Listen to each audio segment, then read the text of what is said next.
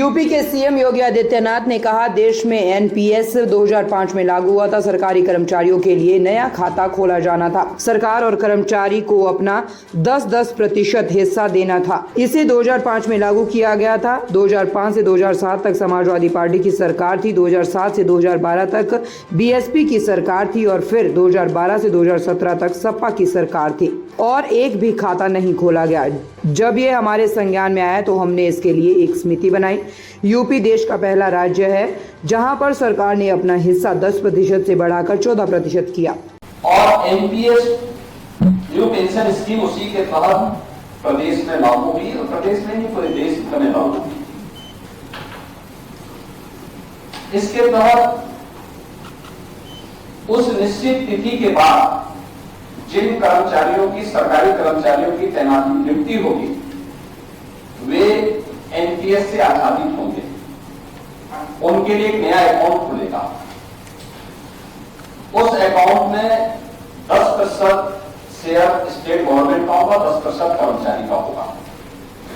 2005 में कैलकुलेशन के तहत ये व्यवस्था पूरे देश के अंदर लागू हुई थी, जिसमें उत्तर प्रदेश की शामिल था, जिसने अपने यहाँ ये व्यवस्था लागू की थी। और इस व्यवस्था के अंतर्गत उन कर्मचारियों के अकाउंट खुले थे। लेकिन मुझे बताते हुए बहुत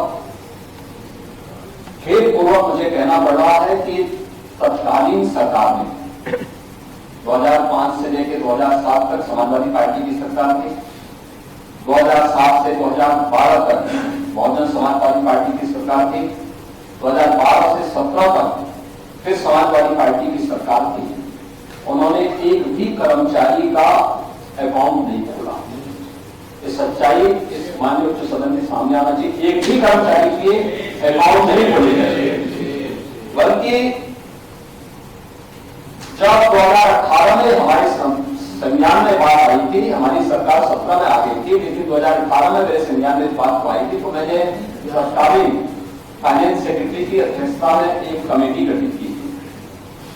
इसमें मैंने इससे संबंधित अकाउंट से जुड़े हुए विशेषज्ञों को भी रखा था और मैंने कर्मचारी संगठनों से भी हम लोगों ने बातचीत की। केवल यह शिक्षकों से संबंधित नहीं था, बल्कि प्रदेश के लगभग उस समय 8 लाख कर्मचारियों से संबंधित था।